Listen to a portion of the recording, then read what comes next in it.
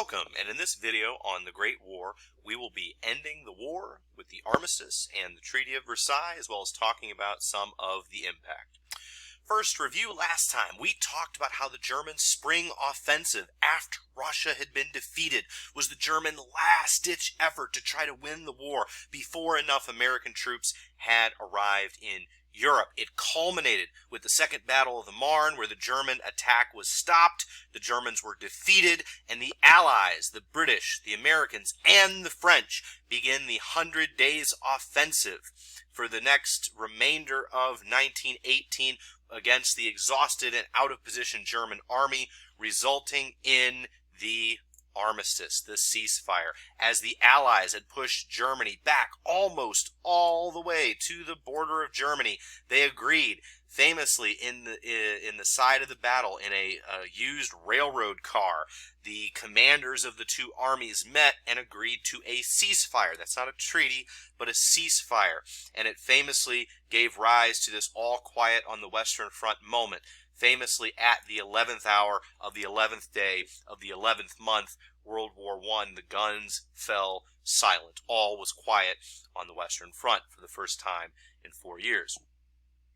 Also, the armistice itself, again, is not the treaty, but was the first step. Upon hearing about the armistice, remember, most of the other Central Powers had largely been crumbling. The blockade had strangled the Central Powers, Turkey, Bulgaria, Austria-Hungary, and Germany, but upon the armistice being signed and the ceasefire taking effect, the German army largely disbanded. However, once the terms of the treaty are being discussed, the German command realizes they are much more harsh in their demands than President Wilson's original 14 points had initially been described. However, the Germans, with their army disbanded and the threat of the British to resume blockading Germany, to starve out the German nation, threatening the lives of women, children, the elderly, everyone in Germany is being strangled by this blockade. They have little choice but to resign. But no one wants to take responsibility for signing the treaty. The Kaiser abdicated the same day as the ceasefire. Many of the top generals had also resigned. And so one of the first actions of the new Weimar Republic is to sign this humiliating treaty of defeat. And this will come back to haunt them as something that Hitler and the Nazis will hurl at the Weimar Republic as being those who, interestingly, took responsibility. The German generals and the Kaiser, who largely brought on this war, abdicated not only their position. To abdicate means to step down, or to step down and from the throne. They had not only abdicated from the throne and abdicated from the army, but they had abdicated or stepped away from any responsibility for picking up the pieces after the war. What was it about this Treaty of Versailles that made it so controversial in Germany? Well, it was largely dictated to Germany by the Big Four, these four great powers on the Allied side: the United States, Britain, France, and Italy. And let's contrast this with other congresses or peace meetings. In the Congress of Vienna, dozens and dozens, over 100, I believe, countries were represented. Big powers, small powers, the losers, who were the French, and other, all sorts of countries were represented. Here, the four large allies called all of the shots, but they did not act as a monolith. They did not all act together. Each of them had different and conflicting goals. The French, under Premier Georges Clemenceau, the French mainly wanted revenge. After all, many of the most devastating battles had happened on French soil. They wanted reparations payments, cash payments from Germany to France to restore the damages largely caused. And remember, France, among these, is one of the few countries that was declared war upon. Right? France was supporting Russia in their diplomacy, but was largely staying out of the conflict until Germany declared war on France. And so they felt as if they were victims who deserved reparation and revenge. And they want future security, protection against the beastly and powerful German army, which had proved its strength in the war. Italy, led by Vittorio Orlando. Italy, as we have long studied, is largely seeking irredenta, this land where Italians live that is not part of the Italian nation state. And so they're going to want to take territory that was promised to them from Austria-Hungary, including that port of Trieste, among others. And remember that other Italian concept of risorgimento, to make Italy great again. This idea that they had the Roman Empire, they had the Renaissance, and Italy wants to have its greatness restored and be recognized among these big power players in Europe. And that's one of the things they seek. Britain, on the other hand, led by David Lloyd George.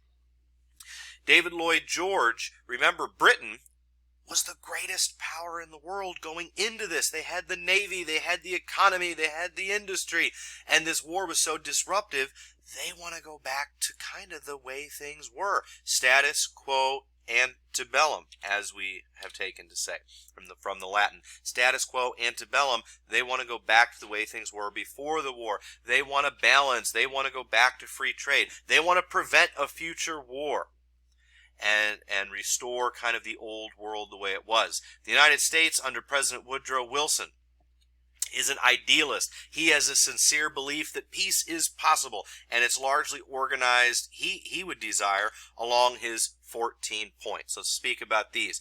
So President Wilson, at the beginning of January 1918, announced his 14 points. These were 14 terms that he wanted to see in any future peace treaty. These were things a little bit specific to the United States, but he hoped would provide for world peace. One was freedom of the seas, for example. So the British blockade would have been illegal. The German U-boats would have been illegal. He wanted to see the restoration of all conquered lands so that this war would not have any territorial adjustments, that if everyone gives back all the conquered territory. And except for they wanted to see self-determination, which doesn't just mean willpower, it means when determining where the borders of a country will be, the people and their ethnicity or their nationality or their language group, the people themselves will determine where the borders are. Are the people Bulgarian? They live in a country called Bulgaria. Are the people there Polish? They live in the country called Poland. Now, reality, those lines are very blurry, and it's very difficult to determine these lines, but it is a high-minded idea. He wants to see the triumph of the nation state, the triumph of nationalism. That is the completion of our previous unit on nationalism, where you determine borders based on nationalism, the nationality of the people themselves. And so we will see a massive breakup of multinational empires. You restore conquered lands, except when there are subject nationalities that will be granted their own nation state. He also calls for a League of Nations, an international peacekeeping body that would prevent future wars and be a place where you could negotiate these things in advance so that a war like this one does not merely break out again. One thing that threw a major wrench into Wilson's 14 points was the Treaty of Brest-Litovsk. The Treaty of Brest-Litovsk, which was the peace treaty between Germany and Russia, where Russia surrendered to Germany, and Germany took a lot of land from Russia and demanded reparations payments from Russia. And so when the Allies turn around at the very end of the war and they begin to treat the Germans the way Germany had treated Russia in the Treaty of Brest-Litovsk, there is a sense of what's good for the goose is good for the gander, that if Germany would treat Russia that way, well, then the victorious Allies would subsequently treat Germany that way. So what were these terms? So agreed to another 6 months or so after the Armistice. And again, there were many treaties among many different allies and central powers. We can generically refer to the Treaty of Versailles or the Peace of Paris generically as they're used in common culture. We'll refer to it as the Treaty of Versailles. One infamous such term is Article 231, the War Guilt Clause, where Germany must assume all guilt for the war. And if they assume all guilt for this war, then they will pay massive reparations payments to the Allies. So think of what all this includes. All of the damages, but all of the bullets fired and weapons used, all of the soldiers' pay, all of the widows and orphans, and all of the amputees, and all of the disabled veterans, and all of the damage, not just for one's own country, Germany, but for all of the Allies, especially France and Belgium and other countries that were devastated. The reparation payments were in the estimated in various ways. At this time, the numbers were so large that this is around the time when the word billions becomes popularized. Going into this negotiation, they would still use the phrase thousands of millions. The amount of money that this would require almost required a new word to calculate how big these payments would be.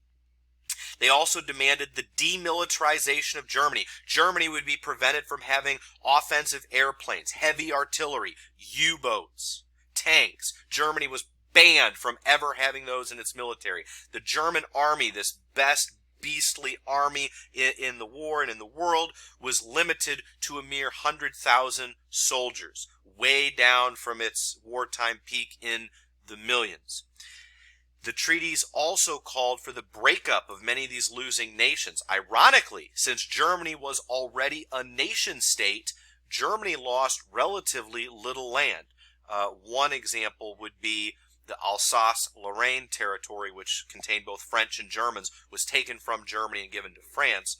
But these other empires, Austria-Hungary and the Ottoman Empire, were torn apart into a dozen or so smaller nation states. But all of these border changes creates a demand for irredenta. Again, Hitler will take advantage of this in the future, claiming that they're German, we're German, and if we believe in nationalism, then those people who are German belong to the country of Germany. But these are parts of countries that were taken away as a result of the Treaty of Versailles. And it leads to major German resentment of this entire deal, which, again, Hitler will take advantage of.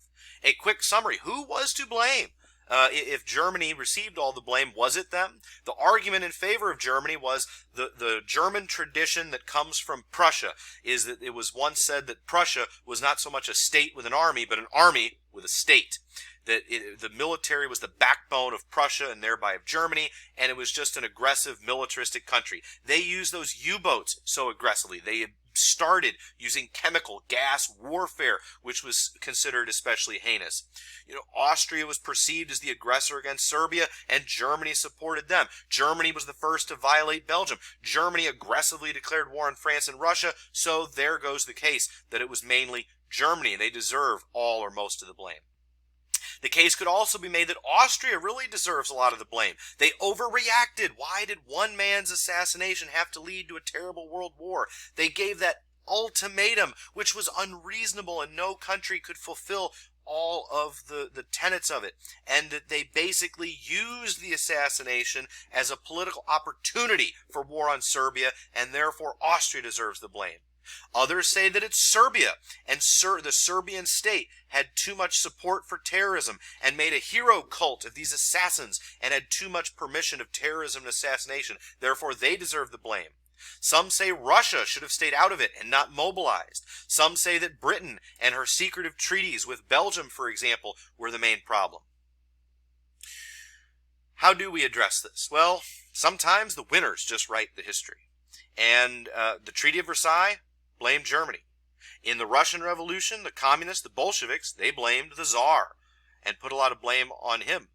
In our Western world, we sometimes simply say it was a war to make the world safe for democracy. Again, each of those are a bit one-sided. Our real answer is that all have some blame to share. There were many causes and an ultimate refusal to negotiate and to treat with one another, and they all share some blame, but there is quite a bit of truth to the idea that Germany bears primary blame. They're using war to achieve their objectives. They had this inferiority complex, and they felt that the Schlieffen Plan was their only opportunity to win a war, and that they were searching for casus belli. They were looking for a reason to go to war and have a final showdown with the Western powers and with Russia. Thanks for watching.